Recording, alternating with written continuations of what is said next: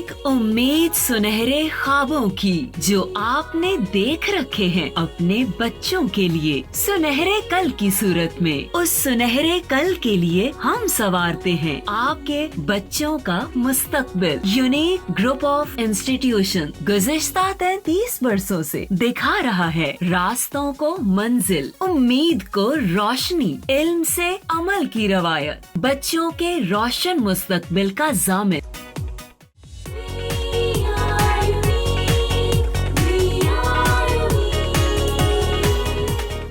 अस्सलाम वालेकुम बेटा आज के लेक्चर नंबर 48 में हम न्यूमेरिकल प्रॉब्लम्स कर रहे हैं। इससे पहले वाले लेक्चर्स में हम 12.5 तक कर चुके हैं, ठीक है। आज 12.6 और साथ देखते हैं कि और इस लेक्चर के अंदर कुछ हो सकता है न्यूमेरिकल। काफ़ी इंपॉर्टेंट न्यूमेरिकल है। स्टेटमेंट देखिएगा ध्यान से कि उसमें वो कहता क्या है, उसी के अकॉर्डिंगली हम अपना डाटा बनाते हैं। पहली चीज़ देखिएगा, कहता है an image is produced by a concave mirror. पहली बात है कि हमारे पास मिरर कौन सा है, कॉनकेव मिरर, ठीक होगी बात। ऑफ फोकल लेंथ कितनी उसकी गिवन है, 8.7 सेंटीमीटर। तो कुछ बातें हम रिवाइज कर ले ज़रा कि मिरर अगर कॉनकेव होगा, कॉनकेव मिरर, तो कॉनकेव मिरर के लिए हमने ये चीज़ें सीखी थी कि उसकी f की वैल्यू पॉजिटिव, f का मतलब है फोकल लेंथ की वैल्यू पॉजिटिव होती है। ऐसे ही p होता है distance of object, real object के लिए पॉजिटिव, q की वैल्यू भी पॉजिटिव होती है रियल इमेज के लिए। अगर वर्चुअल इमेज बनेगा कॉनकेव मिरर से तो q की वैल्यू हम क्या ले लेंगे, नेगेटिव। यानी q पॉजिटिव कब है, जब क्या कौन सा इमेज बनेगा, रियल इमेज बनेगा। और Q की वैल्यू नेगेटिव होती है एक केस के अंदर, ये नेगेटिव भी हो सकती है। नेगेटिव कब होगी, जब इमेज कौन सा होगा, वर्चुअल इमेज बनेगा, ठीक है जी। लीजिए बेटा, पहली चीज़ फोकल लेंथ कितनी गिवन है, 8.7 सेंटीमीटर। तो डाटा में हमारे पास पहली चीज़ क्या आ गई, फोकल लेंथ, जिसको हम f के साथ रिप्रेजेंट करते हैं, उसकी वैल्यू है जी 8.7 सेंटीमीटर। न्यूमेरिकल आपने देखना है ध्यान से, थोड़ा सा लेंथी है कि दो चीज़ें हमने फाइंड आउट करनी है। अच्छा, जिसके बाद कहता है the object is 13.2 centimetre tall. Object tall का मतलब क्या है, ये है जी हमारे पास फॉर एग्जांपल एक ऑब्जेक्ट, तो यहाँ से लेकर यहाँ तक ये सारी ऑब्जेक्ट की क्या होती है, this is called as height. कितना ऊंचा है, जिसको हम क्या कहेंगे, कितना टॉल है, ठीक है जी। तो हाइट ऑफ ऑब्जेक्ट उसने कितनी गिवन की हुई है, 13.2 सेंटीमीटर। देखिए दूसरी चीज़ क्या आ गई, हाइट ऑफ ऑब्जेक्ट।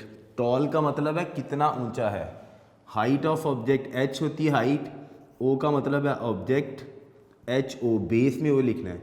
कितनी गिवन है जी, 13.2 सेंटीमीटर। देखिएगा बेटा ये गिवन है 13.2 सेंटीमीटर की।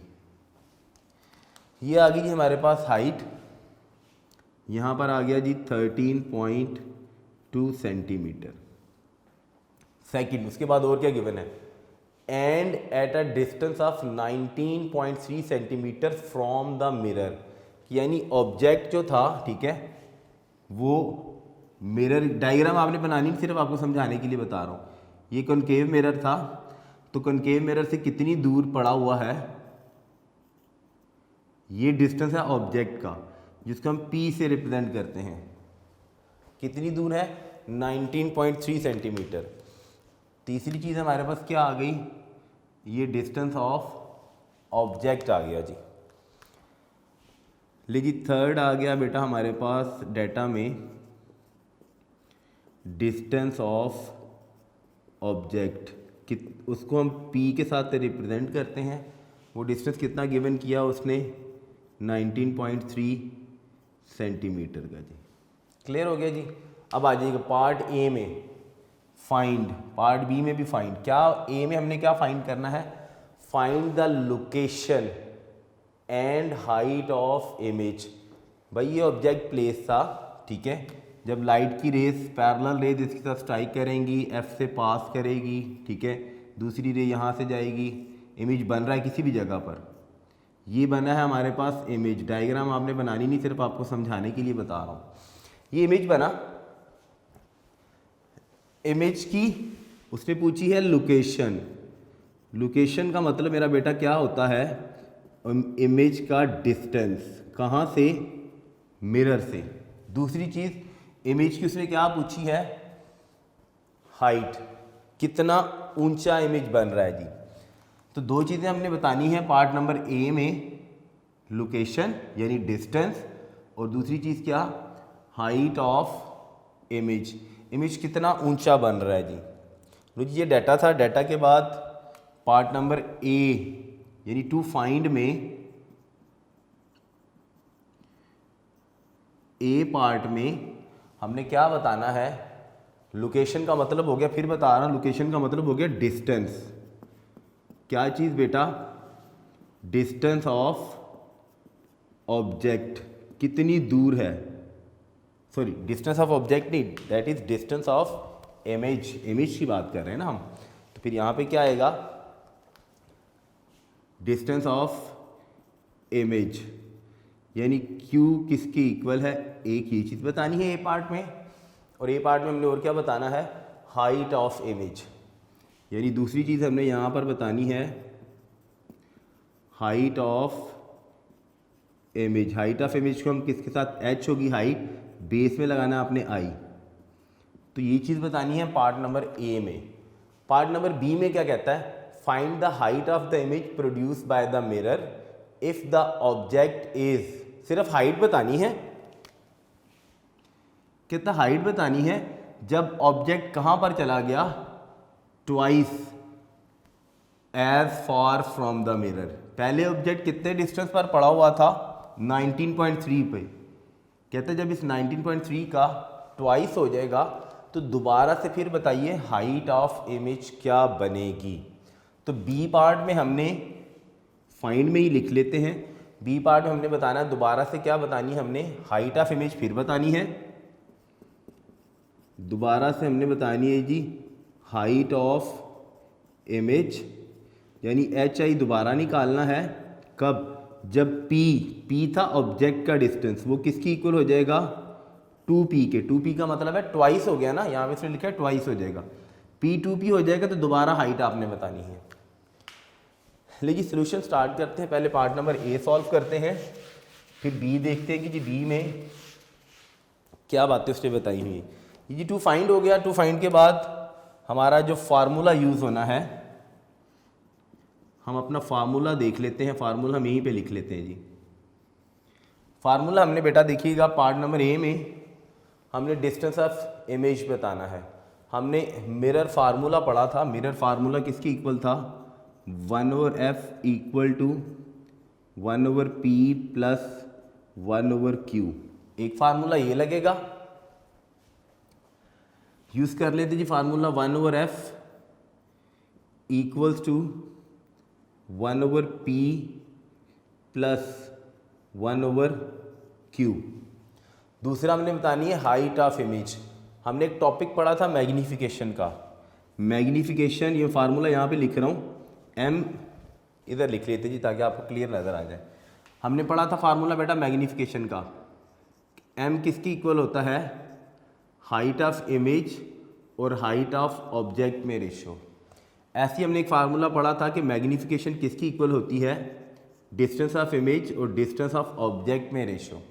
इन दोनों को अगर मैं कंबाइन कर लूँ, देखिएगा लेफ्ट हैंड साइड इक्वल है,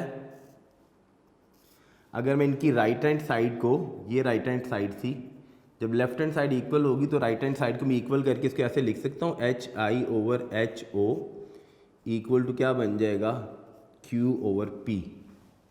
तो दूसरा फार्मूला हमारा क्या यूज़ करेंगे हम, HI,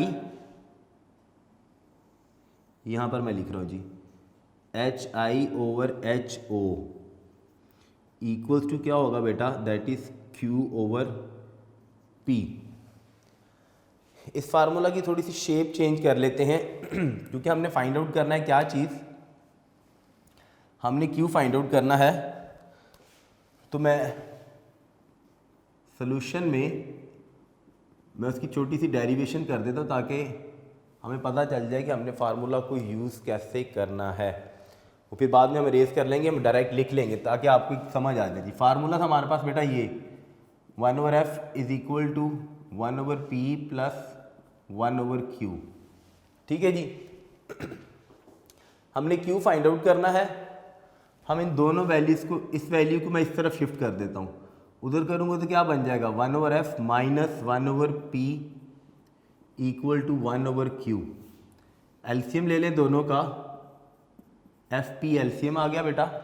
एलसीएम के बाद डिनोमिनेटर को इस डिनोमिनेटर से डिवाइड करें, f और f कैंसिल हो जाएगा, हमारे पास क्या रहेगी वैल्यू p माइनस p और p कैंसिल हो गया, f इक्वल टू क्या आ गया 1/q। रेसिप्रोकल ले लें क्योंकि हमने q नहीं फाइंड आउट करना, हमने 1/q की वैल्यू फाइंड आउट नहीं करनी, हमने सिंपल q करना है। ठीक है, जब मैंने रेसिप्रोकल लिया इसका जी बन गया FP divided by P minus F equals to Q। ये बना जी फार्मूला हमारा।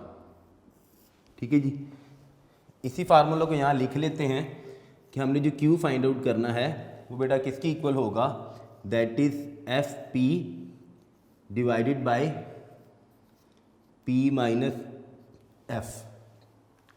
लीजिए अब देखते हैं कि सॉल्यूशन में हमारे पास पार्ट नंबर ए का आंसर क्या आ रहा है। मैं सिर्फ ए पार्ट कर रहा हूँ यहाँ पे। ए पार्ट के लिए फार्मूला हमारे पास है जी Q इक्वल्स टू, ये लिखा हुआ जी FP divided by P minus F। FP divided by P minus F, values लगाते हैं जी Q इक्वल्स टू, F की वैल्यू थी बेटा 8.7 और P की वैल्यू थी 19.3। ये जी आ गया जी 8.7 को मल्टीप्लाई किया किसके साथ 19.3 से, होल डिवाइडेड बाय P की वैल्यू है जी ये लिखी हुई है जी 19.3। तो 19.3 में से माइनस करेंगे हम क्या, F की वैल्यू 8.7। तो Q इक्वल्स टू क्या आया, कैलकुलेटर से सॉल्व कर लेते हैं। ये हमने 8.7 को बेटा मल्टीप्लाई किया 19.3 से, सो वी गेट 167.91। हमारे पास कितना आया 167.91। इन दोनों को मल्टीप्लाई करके देखिए 167.91, नीचे फिर हम क्या करते हैं माइनस करते हैं जी 19.3 में से माइनस करते हैं जी हम 8.7। 19.3 में से सब्ट्रैक्ट किया हमने बेटा 8.7, so we get the answer 10.6। हमारे पास आंसर कितना आया है 10.6। लेकिन दोनों को डिवाइड कर लें, 167.91 को 10.6 से डिवाइड करें, 167.91 इसको हमने बेटा डिवाइड किया 10.6 से, तो वी गेट द आंसर 15.84। तो जी हमारा पहला आंसर आ गया 15.84 और यूनिट क्या आएगा सेंटीमीटर। एक चीज़ आ गई हमारे पास। सेकंड हमने क्या फाइंड आउट करना है इसी ए में हमने हाइट ऑफ इमेज निकालनी है। तो हाइट ऑफ इमेज के लिए हम फार्मूला ये वाला यूज़ करेंगे। मैं यहाँ पे फार्मूला लिख रहा हूँ। नाउ हमें पता है जी HI/HO इक्वल होता है किसके, Q/P के। फिर बता रहा हूँ कैसे आया। Magnification height of image height of object में ratio, distance of image distance of object में रेशो, राइट हैंड साइड मैंने इक्वल की तो मेरे पास ये बन गई। मैंने HI फाइंड आउट करनी है, ये HO मल्टीप्लाई हो रहा है नीचे, इसको इधर जाके इधर डिवाइड हो रहा है, इधर जाके से हम मल्टीप्लाई कर देते हैं जी। तो HI हमारे पास किसकी इक्वल आ गया, HO multiply by Q divided by P। देखिएगा जी यहाँ एच ओ डिवाइड हो रहा था लेफ्ट हैंड साइड पर, राइट हैंड साइड पर ऊपर न्यूमिनेटर से जाके उसने क्या हो जाना है मल्टीप्लाई। अब वैल्यूज लगा देते जी बेटा, H I equals to H O कितनी गिवन है हमें क्वेश्चन के अंदर 13.2 सेंटीमीटर की जी। तो जी हाइट ऑफ इमेज कितनी गिवन है 13.2, उसको मल्टीप्लाई किया हमने क्यू जो यहाँ पर फाइंड आउट किया 15.84, इस सारे को डिवाइड करेंगे बेटा किसके साथ पी के साथ। पी हमारा डिस्टेंस कितना था 19.3 का, तो ये डिस्टेंस आ गया 19.3। एच आई हमारे पास क्या आ गया, हम ऊपर वाली दोनों वैल्यूज़ को मल्टीप्लाई करते हैं। 13.2 को मल्टीप्लाई किया बेटा किसके साथ 15.84 के साथ, तो मल्टीप्लाई करने से हमारे पास आंसर बना 209.088। ये आया जी 209.088। इसको डिवाइड करना हमने किसके साथ 19.3 के साथ। आंसर देखते हैं जी एच आई हमारे पास क्या बनता है जी। इसी वैल्यू को बेटा डिवाइड कर दें, divide by 19.3, so we get the answer 10.83। Book में भी हमारे पास आंसर 10.83 सेंटीमीटर है जी। एच आई हमारे पास कितना आ गया 10.83 सेंटीमीटर जी। देखिए ये आ गई बेटा हमारे पास क्या चीज़, दूसरा आंसर आ गया पार्ट नंबर ए का। अब टेक्निकल चीज़ है, ध्यान से आपने देखनी है। बी पार्ट उसने क्या दोबारा से पूछा, उसने फिर वही पूछा है कि हाइट ऑफ इमेज बतानी है। अब मैं डायग्राम बना के बता रहा हूँ, लेकिन फिर बता रहा हूँ डायग्राम आपने बनानी नहीं, सिर्फ आपके समझाने के लिए बता रहा हूँ। ये था जी कॉनकेव मिरर, मिरर के सामने प्लेस था जी। अच्छा जी मिरर है तो डेफिनेट बात है यहाँ पे उसका एफ होगा, यहाँ पे किसी जगह पर सेंटर ऑफ कर्वेचर मिरर का होगा, ठीक है जी। ध्यान से आपने समझना है। पहले ऑब्जेक्ट कहाँ पर प्लेस था 19.3 सेंटीमीटर के डिस्टेंस पर, यानी फोकल लेंथ उसकी कितनी है, ये सारा डिस्टेंस है जी। ये देखिएगा 8.7 का, 8.7 फोकल लेंथ की वैल्यू। 8.7 में 8.7 प्लस करें तो कितना बनता है,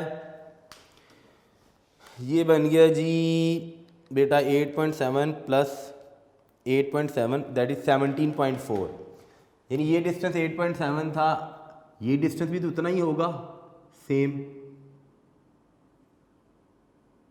ये भी 8.7 था, ये भी 8.7 था जी, ठीक है जी। अब पहले देखिएगा ऑब्जेक्ट कहाँ पर प्लेस था 19.3 सेंटीमीटर पर। 19.3 का मतलब है इस सी से बाहर किसी भी जगह पर प्लेस था जी, यहाँ पर किसी भी जगह पर था जी। ये डिस्टेंस था उसका ऑब्जेक्ट का, यहाँ से लेकर यहाँ तक। पहले कहता जी P था जी 19.3 सेंटीमीटर। जब 19.3 सेंटीमीटर पर पड़ा था तो बनने वाला उसका इमेज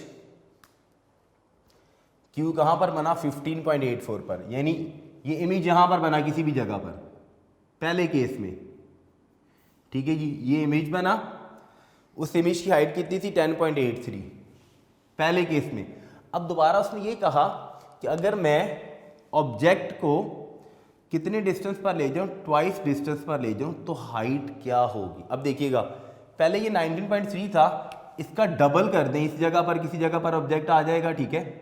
जब हमने डबल डिस्टेंस किया तो डबल डिस्टेंस करने से इमेज जो Q बना है 15.84 पर उधर तो नहीं बनेगा। तो हमें सेकंड केस में जब P डबल हो जाना है, डबल का मतलब क्या हुआ कि P 2P का मतलब है 19.3 में प्लस किया 19.3, तो वी गेट 38.6। अब P की वैल्यू 38.6 हो गई, उसके लिए दोबारा से हमने Q फाइंड आउट करना है। हमने Q ये वाला नहीं यूज़ करना, ये इसलिए नहीं यूज़ करना कि जब आप डिस्टेंस चेंज करेंगे P का तो Q की जगह चेंज हो जाएगी। यानी ये जो इमेज बना था, ये इमेज पहले वाले डिस्टेंस के लिए बना है। कितने डिस्टेंस पर बना है 15.84 पर बना है। जब आप P को डबल कर देंगे तो इमेज यहाँ नहीं बनेगा, बनेगा इन दोनों के दरमियान में किसी भी जगह पर। लेकिन इतने डिस्टेंस पर ही नहीं बनेगा। तो उसके लिए हमें क्यू बी पार्ट के लिए दोबारा से फाइंड आउट करना है। क्लियर हो गया जी पॉइंट। तो मैं बी पार्ट के लिए क्यू की वैल्यू बेटा दोबारा से फाइंड आउट करता हूं। इफ पी इज डबल्ड, यानी अगर मेरा डिस्टेंस डबल हो गया, ये जी part number B. Part number B में क्या कहता है, स्टार्ट पे ही बताया है, इफ, कहां से मैं लिख रहा हूं, यहां से लिख रहा हूं, देखिएगा, find the height of the image produced by the mirror if the object is twice as far from the mirror. भाई अगर डिस्टेंस डबल हो गया, इफ डबल डिस्टेंस का मतलब क्या है, P किसकी इक्वल हो जाएगा, 2P के। अब P की वैल्यू 2P का मतलब क्या है, 2 को मल्टीप्लाई किया मैंने 19.3 के साथ। अब मेरे पास P कितना आया है, देखिए बेटा 19.3 को अगर मैं 2 के साथ मल्टीप्लाई करूं तो आई गेट 38.6 सेंटीमीटर। अब मेरा P ये बन गया है। ऑब्जेक्ट को मैं जितनी मर्जी दूर ले जाऊं, फोकल लेंथ तो चेंज नहीं ना होगी मिरर की, वो तो वही रहनी है।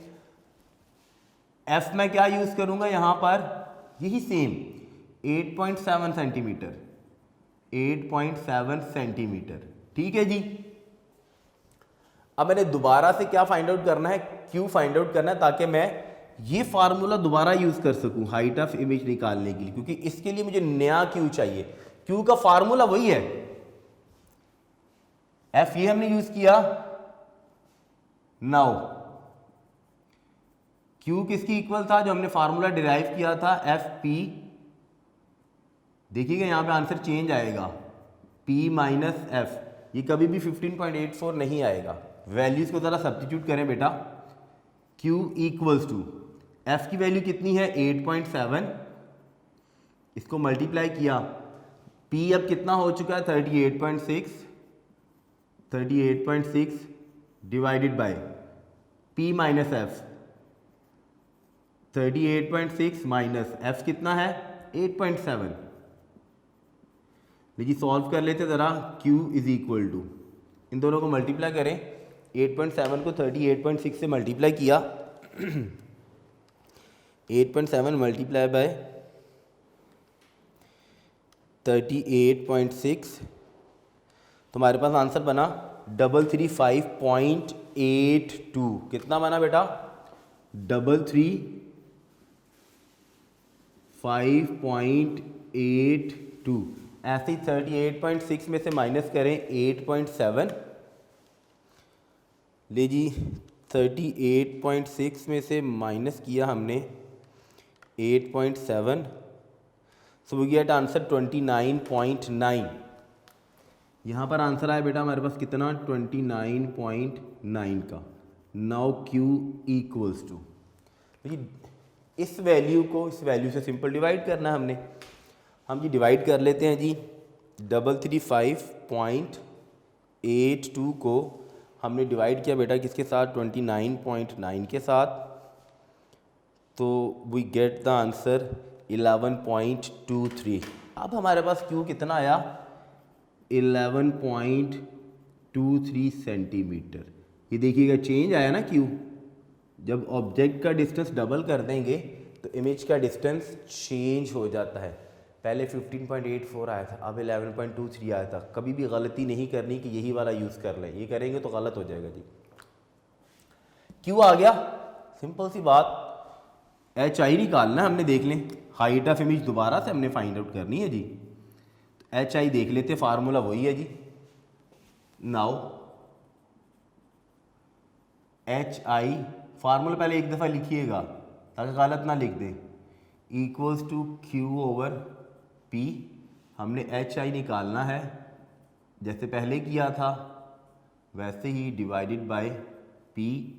Now H I is equal to, H O कितनी है भाई, ये मिरर है, समझ लें ये white board is a mirror. मैंने ऑब्जेक्ट यहाँ पर रखा, इतनी हाइट का था, ध्यान से समझनी मेरी बात। ये इन दोनों में डिस्टेंस कितना है 19.3 का। जब मैं इस डिस्टेंस को डबल कर दूंगा तो क्या हाइट ऑफ ऑब्जेक्ट चेंज हो जाएगी, हाइट ऑफ ऑब्जेक्ट तो उतनी ही रहनी है। फिर एच ओ कितना है जो गिवन था 13.2 मल्टीप्लाई बाय, अब क्यू हमारे पास कितना आया है 11.23, इसको डिवाइड करते हैं जी, पी कितना है हमारे पास double 38.6 H I is equal to, देखिए 13.2 को 11.23 से मल्टीप्लाई करें, 13.2 मल्टीप्लाई बाय 11.3 तो हमारे पास आंसर बनता है जी बेटा 149.16, कितना बना है जी 149.16, जब हमने मल्टीप्लाई किया ये बना जी 149.16 डिवाइडेड बाय 38.6। हम 149.16 को डिवाइड करते हैं किसके साथ 38.16 के साथ, डिवाइडेड बाय 38.6, तो हमारे पास अब आंसर बना बेटा 3.84। देखिएगा बुक में आंसर भी 3.84 है। नाउ एच आई हमारे पास कितना आया 3.84 और यूनिट कितना है सेंटीमीटर। देखिएगा हाइट चेंज हो गई ना, पहले 10.83 आ रही थी जी। तो जी यहाँ पर ए और बी पार्ट कंप्लीट हो गया एंड फिर इसका लास्ट पर रिज़ल्ट लिख लेते हैं। रिज़ल्ट में हमने सारी चीज़ें लिखनी है जो हमने फाइंड आउट की हैं, ठीक है। आपकी मर्ज़ी पूरी स्टेटमेंट के साथ लिख दें। 4 चीज़ें हमने फाइंड आउट की हैं जो चाहिए थी, 3 चीज़ें। एक ये क्यू की वैल्यू, पार्ट नंबर ए में हमने निकाला था क्यू इक्वल्स टू 15.84 सेंटीमीटर, एक ये वैल्यू आई है हमारे पास। उसी पार्ट नंबर ए में हमने एच आई फाइंड आउट किया था, H I is equal to कितना निकाला जी 10.83 सेंटीमीटर। मैं जब कैलकुलेशन कर रहा होता तो मेरे साथ साथ कैलकुलेशन किया करें ताकि देखिएगा सही आंसर निकल रहा है। ये नहीं हमें चाहिए, हमें तो बी पार्ट में सिर्फ हाइट ऑफ इमेज चाहिए थी एच आई, ये एच आई निकाला जी हमने दोबारा से। पार्ट नंबर बी में हमने एच आई फाइंड आउट किया कितना 3.84 सेंटीमीटर जी। नहीं बेटा लेंथी न्यूमेरिकल था, टेक्निकल न्यूमेरिकल था, ठीक है जी। जब भी आएगा दोनों पार्ट आएंगे, ऐसा नहीं हो सकता कि एक आए। ये हो गया जी बेटा 12.6 के बाद एक और देख लेते हैं जी क्योंकि बड़ा सिंपल सा था। 12.7 देखते हैं जी, 7 की स्टेटमेंट में क्या कहता है और क्या क्या चीज़ें हमने फाइंड आउट करनी है जी बेटा न्यूमेरिकल नंबर 12.7 स्टेटमेंट लिखी है। स्टेटमेंट से पहले मैं एक छोटी सी चीज़ आपको समझा दूं। ये मिरर से रेलेवेंट चीज़ें यहीं पर लिखी हुई हैं, फार्मूला भी लिखा हुआ है मिरर का। छोटी सी चीज़ समझ लें ज़रा दोबारा से ताकि न्यूमेरिकल को ना सॉल्व करना आसान हो जाए। छोटा सा न्यूमेरिकल है ज़रा टेक्निकल, ध्यान से आपने समझना है। 3 चीज़ें हमने फाइंड आउट करनी है, पार्ट ए, पार्ट बी और पार्ट नंबर सी। जब हमने मिरर का टॉपिक पढ़ा था स्फेरिकल मिरर का, तो देखिएगा हमने ये पढ़ा था कि स्फेरिकल मिरर क्या है, portion of reflecting surface of hollow sphere. ये स्फीयर अंदर से खाली है, इसका एक पोर्शन मैं यहाँ से लेकर यहाँ तक ले लेता हूँ जी। ये एक पोर्शन था जो मेरे पास क्या बना है, और ये मिरर में कौन सा वाला मिरर, चाहे कॉनकेव है चाहे कन्वेक्स है, दोनों के लिए एक ही केस है। इस मिरर का, इस स्फीयर का ये सेंटर था, centre of curvature C. Mirror का यहाँ पर एक पॉइंट होता है जिसे क्या नाम देते हैं, pole of the mirror. Centre of curvature और पोल को जो लाइन ज्वाइन करती है दैट इज़ कॉल्ड एज, उसे हम क्या नाम देते हैं, प्रिंसिपल एक्सिस का। ये लाइन आपको नज़र नहीं आएगी मिरर पर। यहाँ से लेकर यहाँ तक का डिस्टेंस, ये सारा डिस्टेंस हमने आर कहा था। आर क्या कहलाता है, दैट इज़ कॉल्ड एज, ये कहलाता है जी रेडियस ऑफ कर्वेचर। यहाँ पर हमने एक देखा था पॉइंट एफ था। एफ क्या था, प्रिंसिपल फोकस या फोकल पॉइंट। यहाँ से लेकर यहाँ तक का डिस्टेंस स्मॉल एफ था। स्मॉल एफ हमने क्या कहा था, स्मॉल एफ का मतलब है फोकल लेंथ। अगर यहाँ से लेकर यहाँ तक का डिस्टेंस एफ है तो सी और पी के एग्जैक्ट सेंटर में होता है एफ, ठीक है जी। तो फिर इसका मतलब है यहाँ से लेकर यहाँ तक का डिस्टेंस भी तो क्या होएगा, एफ होगा, ऐसे ही है जी। तो इसका मतलब हुआ 2f मिलकर, यानी ये डिस्टेंस जो था बेटा यहाँ से लेकर ये सारा डिस्टेंस कितना है, that is 2 times of f। लेकिन हमने तो कहा कि वो डिस्टेंस क्या कहलाता है, रेडियस ऑफ कर्वेचर। इसका मतलब है कि रेडियस ऑफ कर्वेचर इक्वल होता है किसके, 2f के, यानी r किसकी इक्वल होगा, ट्वाइस ऑफ f। तो इसका मतलब क्या हुआ कि f किसकी इक्वल होगा, r/2, यही बनता है ना रिलेशन। 2 इधर जाके डिवाइड हो गया। अब आ जाइएगा जरा न्यूमेरिकल पर। कहता है जी Nabila uses a concave mirror when applying makeup. Nabila use कर रही है कनकेव मिरर। मिरर है जी हमारा कॉनकेव, क्योंकि हम कॉनकेव है, f की वैल्यू पॉजिटिव, p की वैल्यू पॉजिटिव, q की वैल्यू पॉजिटिव रियल इमेजेस के लिए। वर्चुअल इमेजेस के लिए नेगेटिव होती है अगर वर्चुअल बने तो। कहता है the mirror has radius of curvature 38 centimetre. लो जी पहली चीज़ डाटा में क्या आ गई, उस मिरर का क्या गिवन है जी, रेडियस ऑफ कर्वेचर। देखिए बेटा रेडियस ऑफ कर्वेचर का मतलब हुआ r की वैल्यू, ध्यान से समझना है। मिरर का रेडियस ऑफ कर्वेचर है जी 38 सेंटीमीटर। हमने अभी यहाँ पे रिलेशन पढ़ा कि f किसकी इक्वल होता है, r/2 के। तो इसका मतलब है कि मैं यहाँ से उस मिरर की फोकल लेंथ निकाल सकता हूँ ना खुद से, कि मुझे अगर रेडियस ऑफ कर्वेचर गिवन है, f किसकी इक्वल होती है, r/2 के। सॉल्व कर ले ज़रा, f का आंसर निकाल लेते जी। f किसकी इक्वल बना, r था जी 38, उसको डिवाइड किया हमने 2 के साथ, तो we get f is equal to 38 को 2 से डिवाइड करें तो कितना आंसर आता है, 19 सेंटीमीटर। तो जी f आ गया हमारे पास 19 सेंटीमीटर, जो हमने रेडियस ऑफ कर्वेचर के रिलेशन से निकाला। The mirror has radius of curvature इतना था। अब पार्ट नंबर ए में हमने क्या बताना है, what is the focal length of the mirror. जो मैंने यहाँ पे डाटा में निकाल दी, इसको आपने सोल्यूशन में सॉल्व करके निकाला। ये तो आपको सिर्फ मैंने बताया कि ऐसे निकलनी है, लेकिन अब हमने यहाँ पे नहीं करनी इसको, तरीका सिर्फ आपको समझाया था कि ऐसे आनी है, ठीक है जी। एक चीज़ डाटा में और हमें कोई चीज़ नहीं गिवन, देख लीजिए कहीं पर सिर्फ एक वैल्यू गिवन है बी पार्ट के अंदर, Nabila is located 50 centimetre from the mirror. भाई ये मिरर था, इसके सामने यहाँ पर ये ऑब्जेक्ट है नबीला, कितनी दूर है, 50 सेंटीमीटर, यानी 50 सेंटीमीटर दूर है, ठीक है। तो क्या गिवन है, नबीला ऑब्जेक्ट थी, तो इसका मतलब है हमें क्या गिवन है डाटा के अंदर, और चीज, डिस्टेंस ऑफ ऑब्जेक्ट P कितना है जी, 50 सेंटीमीटर। क्लियर हो गया जी। और कुछ गिवन है, where will her image appear. Where will का मतलब है फाइंड करना है। भाई ये चीज़ फाइंड करनी है, ये एक 50 सेंटीमीटर की वैल्यू गिवन थी, लोकेशन थी, एक रेडियस ऑफ कर्वेचर्स ने गिवन किया हुआ था। सी पार्ट में हमने क्या बताना है, will the image B upright और इन्वर्टेड। अपराइट को हम अपनी फिजिक्स की लैंग्वेज में क्या कहते हैं, अपराइट का मतलब होता है ये सीधा, this is called as upright. Inverted का मतलब है ये उल्टा, इन्वर्टेड, ठीक है जी। लो जी इतना सारा बेटा डाटा गिवन है। टू फाइंड में आ जाए ज़रा जी।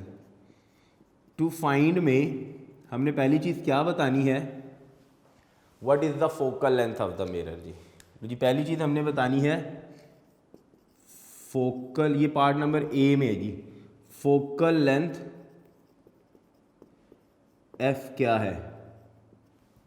पार्ट नंबर बी में where will her image appear, कि भाई जब इस मिरर के सामने यहाँ पर नबीला है, उसका इमेज कहाँ बनता है, कहाँ बनता है, तो मुराद क्या हुई। पार्ट नंबर बी में हमने क्या बताना है, डिस्टेंस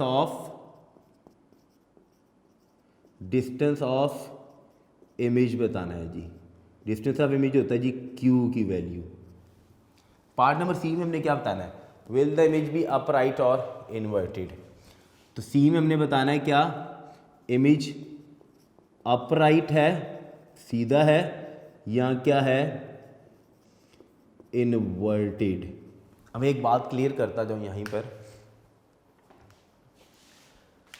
नहीं वो बात बाद में बताता हूँ, पहले ज़रा ना फोकल लेंथ निकाल दे, फिर आपको ना डायग्राम से समझाता हूँ कि फोकल लेंथ निकल जाएगी तो हमें कैसे पता चलेगा कि इमेज, ये डायग्राम बेटा सिर्फ आपको समझाने के लिए बताए थे, रिलेशंस बनानी नहीं है आपने। टू फाइंड के बाद आ जाइएगा जी फार्मूला की हेडिंग पर। लीजिए फार्मूला भी हम यहीं पर लिख लेते हैं। फार्मूला सिंपल सा, फोकल लेंथ निकालनी है, चूंकि क्यू तो नहीं गिवन, अगर गिवन होता तो हम फार्मूला ये वाला यूज़ कर लेते। अब चूंकि क्यू नहीं गिवन तो हमें फार्मूला कौन सा यूज़ करना है, यानी एफ और आर में जो रिलेशन बनता है, फार्मूला क्या है, एफ इज इक्वल टू, अभी थोड़ी देर पहले मैंने यहाँ पे डिराइव किया था, R over two A part में बी पार्ट में। क्यू फाइंड आउट करना है, क्यू करना है तो फिर हम फार्मूला ये वाला यूज़ करेंगे, क्योंकि अब हमारे पास एफ भी आ जाएगा, पी ऑलरेडी गिवन है 50 सेंटीमीटर का। बी पार्ट के लिए हम फार्मूला कौन सा यूज़ करेंगे, 1 over F equals to 1 over P plus 1 over Q. इसको सॉल्व करके इसकी शेप बनाएंगे, क्या है, सी में हमने कोई फार्मूला नहीं यूज़ करना, सी में हमने बताना है इमेज अपराइट है या इन्वर्टेड है। ठीक होगी बात, अपराइट और इन्वर्टेड। अब ज़रा मेरी बात ध्यान से सुनिएगा, क्यू की वैल्यू मैंने लिखी हुई है पॉजिटिव, मिरर था कॉनकेव। अगर क्यू का आंसर प्लस में आया तो प्लस में आने का मतलब ही क्या होता है कि इमेज हमेशा क्या होएगा, इन्वर्टेड होगा। इन्वर्टेड का मतलब है कि इमेज हमेशा क्या होना है, उल्टा होना है। दूसरा भी देख लेते हैं, अगर क्यू का आंसर नेगेटिव आएगा तो इमेज क्या होएगा, हमेशा अपराइट। ये मिरर के लिए बात है, याद रखनी है, ठीक है जी। बुक में नहीं लिखा हुआ, ध्यान से इसीलिए नोट कर लीजिएगा किसी जगह पर। फार्मूला हो गया जी, आ जाइए बेटा जी सोल्यूशन पर आ जाए। सोल्यूशन में f is equal to R over two, पहले पार्ट नंबर ए का फाइंड आउट कर लेते हैं जी। f किसकी इक्वल है, r over two. R over two relation कैसे बना, डायग्राम बना के मैंने अभी आपको बताया था जी। लीजिए f का आंसर फाइंड आउट कर लेते हैं, f is equal to, r की वैल्यू कितनी है बेटा 38, उसको डिवाइड कर दें 2 के साथ, so we get f is equal to कितना बन गया, 38 को 2 से डिवाइड करें 19 सेंटीमीटर जी। जी पहला आंसर हमारे पास आ गया 19 सेंटीमीटर का जी। f आ गया हमारे पास। पार्ट नंबर ए में सिर्फ हमने f फाइंड आउट करना था। पार्ट नंबर बी में आ जाए जी। पार्ट नंबर बी में हमने क्या फाइंड आउट करना है, डिस्टेंस ऑफ इमेज q। लो जी इस फार्मूला की शेप बदलने लगा हूँ, हमने q फाइंड आउट करना है, इसको इधर ले आए। ये हमारे पास बेटा क्या बन गया, 1 over f minus 1 over p equals to 1 over q। वही एफ पी एलसीएम आ गया, p माइनस एफ, ये पहले हमने की है थोड़ी देर पहले, 1 ओवर q हो गया। रेसिप्रोकल ले लें तो q इज इक्वल टू क्या बन जाएगा, F P divided by p minus F. ये दूसरा फार्मूला हमारा ये है जो हमने यूज़ करना है जी। पार्ट नंबर बी में हम डायरेक्ट अपना फार्मूला लिखते हैं, q is equal to F P divided by p minus F. एक और बात बताता जाऊँ, मिरर था कॉनकेव, देखिएगा कॉनकेव मिरर था, f की वैल्यू मैंने कहा था प्लस में होती है, देख लीजिएगा प्लस में आंसर आया 19 सेंटीमीटर, पॉजिटिव है ना। ले जी बेटा फार्मूला में हम वैल्यूज लगाते हैं जी, q is equal to F था जी 19 जो हमने फाइंड आउट किया, मल्टीप्लाई बाय p की वैल्यू जो हमें क्वेश्चन में गिवन है कि नबीला कितनी दूर थी, 50 सेंटीमीटर के डिस्टेंस पर जी। तो जी 50 divided by p minus F, p था जी 50, f था जी 19। ले जी q फाइंड आउट कर लेते, q is equal to multiply कर लेते जी बेटा। मल्टीप्लिकेशन करने से हमारे पास आंसर क्या बनता है, ले जी बेटा 19 को मल्टीप्लाई करें जी 50 के साथ, 19 को मल्टीप्लाई किया हमने 50 के साथ, सो वी गेट 950। यहाँ पर आया हमारे पास 950 इसको डिवाइड करना हमने 50 माइनस 19 का आंसर, इतना तो मैथ आपको आता ही होगा जी 31। लीजिए बेटा Q किसकी इक्वल हो गया, 950 को कैलकुलेटर से डिवाइड कीजिएगा, गलती मत कीजिएगा, डिवाइडेड बाय 31, सो वो गेट आंसर 30.64। लीजिए बुक में आंसर देख लेते हैं जी कितना है, 30.64। तो बी पार्ट का आंसर कितना आया हमारे पास, 30.64 और यूनिट क्या है, सेंटीमीटर। अब लीजिए मेरी बात वही वाली जो मैंने बताई थी, क्यू का आंसर देखिएगा पॉजिटिव आया है या नेगेटिव आया है, ठीक है। तो नेगेटिव या पॉजिटिव किस चीज़ को इंडिकेट कर रहा है, जो उसने सी पार्ट में पूछा था ना, will the image B upright और इन्वर्टेड, के इमेज अपराइट होगा या इन्वर्टेड होगा। मैंने कहा था अगर क्यू का आंसर पॉजिटिव आएगा, सारे के सारे कॉनकेव मिरर से बनने वाले इमेजेस इन्वर्टेड होते हैं। अगर क्यू का आंसर प्लस में है तो पार्ट नंबर सी में अब आपने बताना है कि चूंकि क्यू पॉजिटिव है, ठीक है, एज क्यू इज पॉजिटिव, सो क्या चीज, इमेज अपराइट या इन्वर्टेड, तो इमेज क्या होगा, सो इमेज फॉर्म्ड, जो इमेज बना है इज उसने क्या होना है, इन्वर्टेड। क्लियर हो गया जी। लीजिए लास्ट पर हेडिंग रहेगी बेटा हमारे पास किस चीज़ की, रिजल्ट में हमने जो चीज़ें फाइंड आउट की हैं, पार्ट नंबर ए में हमने फाइंड आउट किया था focal length F is equal to 19 centimetre, F is equal to 19 centimetre जी। फोकल लेंथ लिख लें पूरा, खाली एफ का वर्ड लिख लें। पार्ट नंबर बी में हमने फाइंड आउट किया बेटा क्यू की value 30.64, Q is equal to 30.64 centimetre. और पार्ट नंबर सी में हमने बताया है कि बनने वाला इमेज क्या था, इन्वर्टेड था। जितना उसने पूछा हमने वो बताना है, हमने ये नहीं बताना कि छोटा बना या लार्जेस्ट, जो उसने चीज़ पूछी सिर्फ हमने वो बतानी है जी, इन्वर्टेड इमेज बना। यहाँ पर बेटा जी ये ख़त्म होता है जी लेक्चर नंबर 48, जिसमें हमने सिर्फ 2 न्यूमेरिकल प्रॉब्लम्स और बड़े इंपॉर्टेंट न्यूमेरिकल प्रॉब्लम्स थे, ठीक है। मैंने सिर्फ इसीलिए एक ही लेक्चर में दोनों सेलेक्ट किए कि थोड़े से ये दोनों लेंथी हैं, बाकी जितने भी रह गए हैं वो सारे शॉर्ट हैं, इतने ज़्यादा लेंथी नहीं है। तो यहाँ पर लेक्चर नंबर 48 ख़त्म होता है बेटा। लेक्चर के इख्तिताम पर एक छोटी सी बात, हमने हदीस का सिलसिला शुरू किया हुआ था, एक छोटी सी बात बताने लगा हूँ, बिल्कुल आपकी इस्लामियात की बुक के अंदर गिवन है, आपने पढ़ी हुई है, ठीक है, कि अमाल का दारोमदार किस चीज़ पर है, नीयतों पर है। यानी रब्बुल आलमीन ने आपकी नीयत देखनी है कि जो आपने अमल किया उस अमल के पीछे आपकी नीयत क्या है, ठीक है। नीयत से मुराद कि अगर कोई उस्ताद पढ़ा रहा है तो उसकी नीयत पढ़ाने में क्या है, क्या वो ये चाहता है कि वो उसको कोई फेम हासिल हो जाए, वो मशहूर हो जाए, ठीक है। आपने सदका दिया तो सदका देने में आपकी नीयत क्या थी, क्या लोग आपको सदका देने की वजह से सही समझने लग पड़े, ठीक है। तो जिस तरह की नीयत होगी उस तरह का अमल, और उस अमल के मुताबिक उस तरह की आपको क्या मिलेगी, उसकी उस अमल की उस तरह से आपको जज़ा मिलेगी। तो इसीलिए जो भी अमल करना है अपनी नीयत खालिस्तन अल्लाह ताला की रज़ा के लिए रखनी है, कि जो भी हम अमल कर रहे हैं उसमें रब्बुल आलमीन की रज़ा शामिल हो।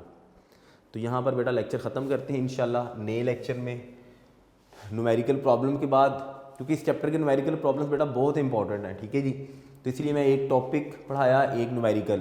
तो हम इंशाल्लाह जब लेक्चर नंबर 49 स्टार्ट करेंगे तो उसमें हम दोबारा से फिर एक टॉपिक पढ़ेंगे, ताकि आप न्यूमेरिकल्स कर करके बोर ना हो जाएं। तब तक के लिए बेटा अपना बहुत सारा ख्याल रखिएगा।